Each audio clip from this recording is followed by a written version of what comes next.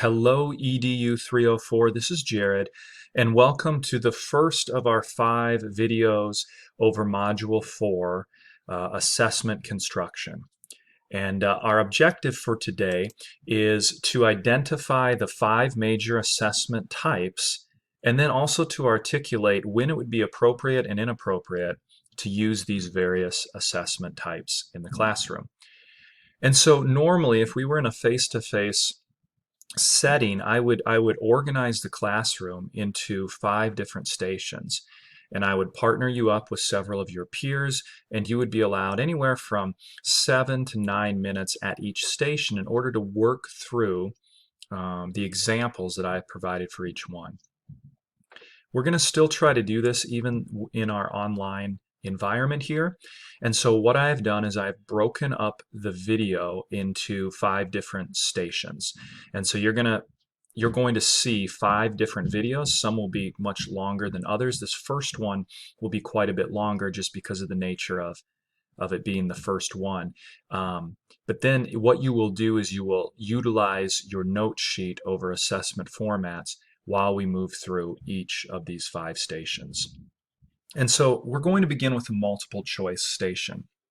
And what I'm going to do is I'm going to provide you with a multiple choice question, just a general broad question about some things you may or may not know.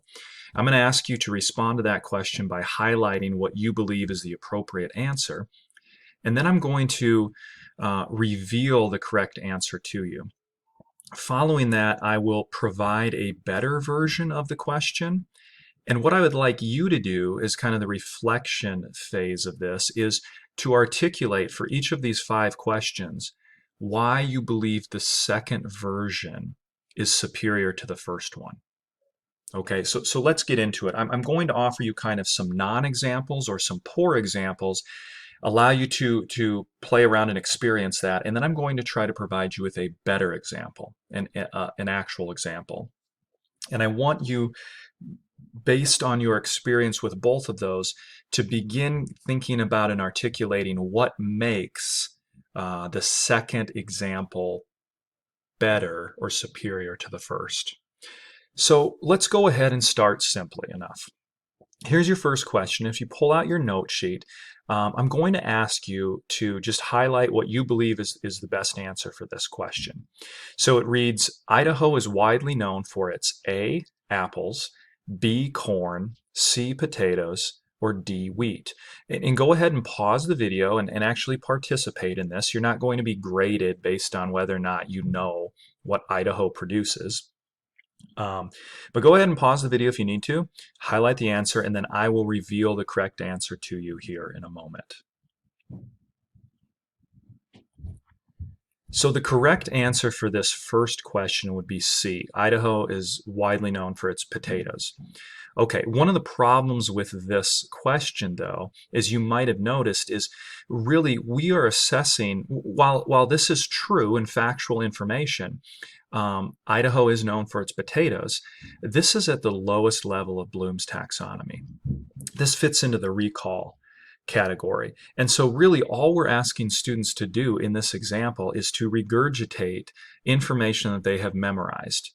And while there are some cases where that's important for us to judge whether or not students know certain formula or certain terms within the classroom, our goal would be to reach the higher levels of Bloom's taxonomy. And so one way of doing that would be to actually provide students with both the question stem, Idaho is widely known for, as well as the answer in the first question, potatoes, and then ask them to dig a little bit deeper, to move into more of a critical thinking or a synthesis phase or level of Bloom's. So the second question I would provide would be this. Idaho is widely known for its potatoes because. And then in the options, A, B, C, and D, I would provide 4 answer choices that require students to analyze or to synthesize or to explain to me why Idaho is known for potatoes. So what I ask you to do at this point is to once again pause the video and then on your note sheet answer the question in the box where I ask you this version of the question better tests students' knowledge because. So go ahead and in your own words, give me some justification for why you believe the second version of this question is superior to the first. And then go ahead and resume the video once you've completed that.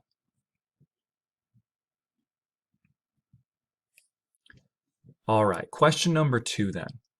In the STEM, I say a thesis statement is defined as, like a thesis statement for a paper that you're going to write for a class.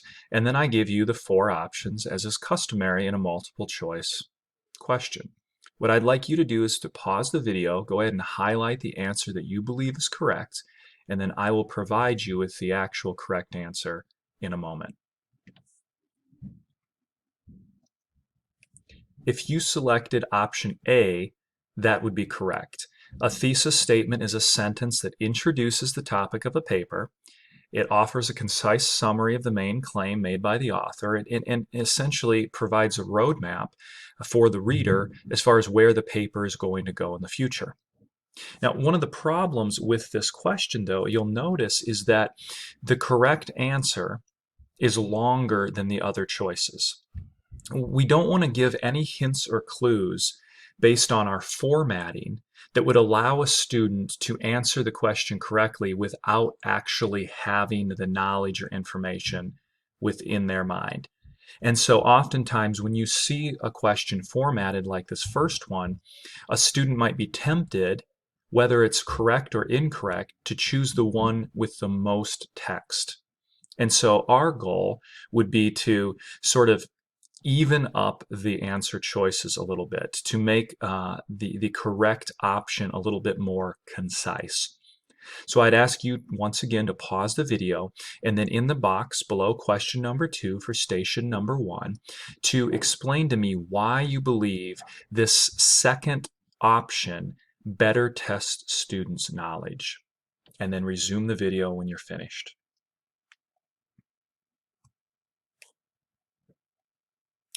Question number 3 asks, what is chiefly responsible for the increase in the average length of life in the USA during the last 50 years?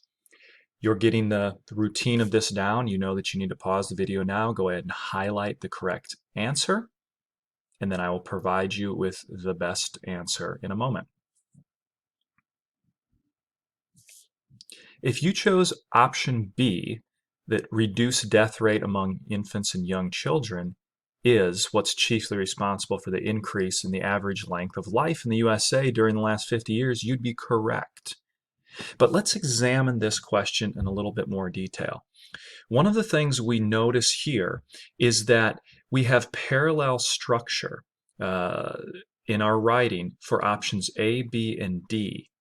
However, option C lacks that level of structure. You can also see that it's a little bit longer than the other options.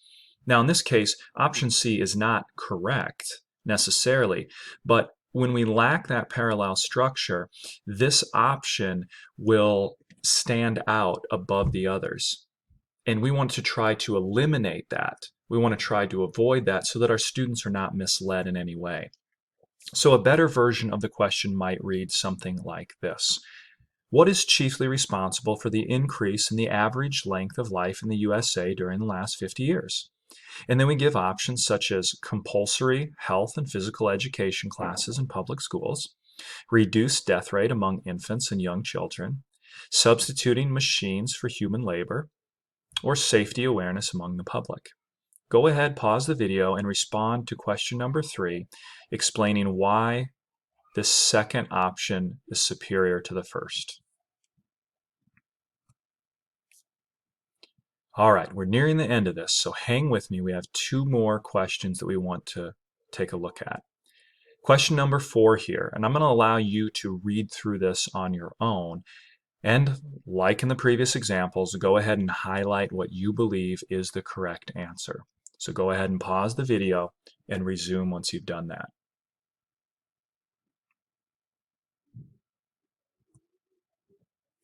All right. In the case of this question, answer D would be our best option as the correct answer. However, one of the things that we notice here, and one of the problems with this question, is the fact that we have three sentences. We have a short paragraph's worth of information in the question. And so the question I would ask is, are we actually asking the students or assessing the students on their understanding of the different types of samples, or are we assessing them on their ability to read the question? Because of the length of this question, a better option might be to create a more concise question.